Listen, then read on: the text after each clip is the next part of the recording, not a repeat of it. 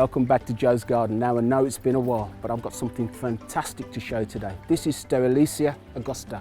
Hopefully I've said that right. Commonly known as the giant white bird of paradise or the wild banana. Now this is being donated by Mr. R. Price from Birmingham. Big thank you to him. Now as you can see, this has got a wooden stem which can spread to a height of 23 to 26 foot high, and it also can clump up to 11 foot across in its native land of South Africa. Now this plant here is a species of a banana plant. Now to protect itself in wild winds, the leaf splits, exactly like the banana does here. Same characteristics as the banana. Because this plant can form a clump of 11 foot across, and obviously because we haven't got the room to do this, so we are going to repot it today for two reasons. One, to restrict its growth, and two, because it's so tender we can carry it in during the winter in our greenhouse. Now the medium I'm going to use today to repot this plant up is, in here I've got some peat-free compost. Into that I'm going to add some soil-based compost because obviously it's going to be potted up all year round. And into that I'm going to add some horse manure to retain its moisture and some pea gravel for drainage. And also I'm going to add some slow release granules in as well.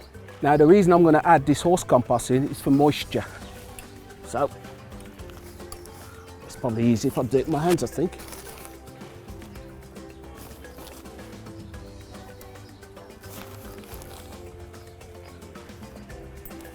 I should do it. Now give it a good mix.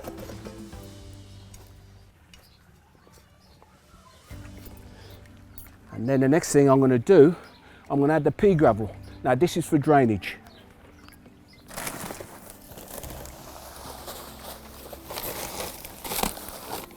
About 2 handfuls should do it. I should do it.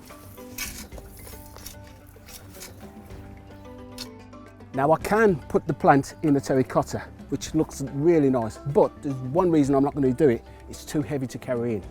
Now I'm going to put it in this plastic pot because it's lighter and I can move this, but I want to blend it into the border. So I'm going to show you a trick which I use. Now everybody you can buy coffee sacks like this. Now the first thing I do, I take all the threading out from around the edge, which you can use for plant ties. Then roll it across, get my plastic pot, and then I start wrapping it. What I do, I use a drawing pin.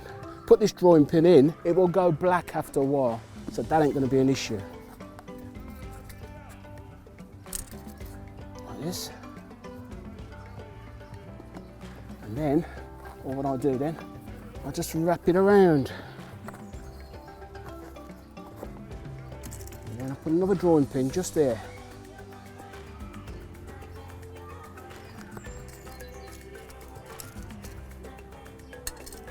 And then the last one.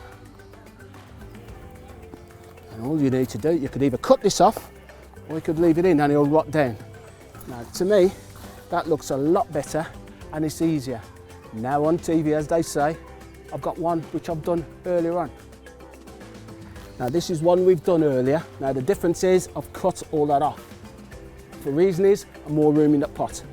First thing we do, we'll put some crocks in. Now what I'm going to do, I'm going to put these crocks in the bottom of here to go over the drainage holes so they don't get blocked once I put the compost in. I should do it. Now what I'm going to do, I'm going to put a layer of compost along the bottom.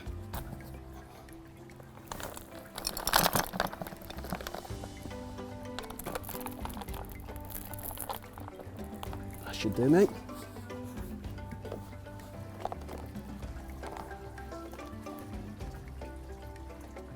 Now what we'll do now, we're going to knock the plant out to put in for size.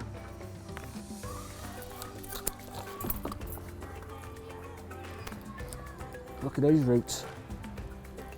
That is perfect. Absolutely perfect. Now we'll fill it.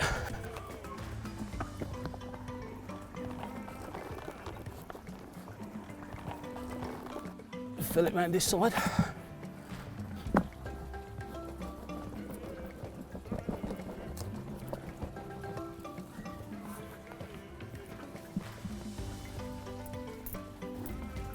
make sure it's all packed in so there's no air pockets in here.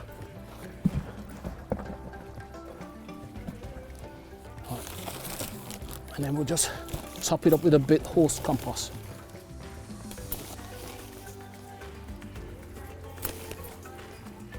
Now, just filling all around now with the horse compost. I want it to be level with the crown of this plant. Now, because it's going to be outside, all I'm going to do now is add some pea gravel to stop the weeds. Nice layer.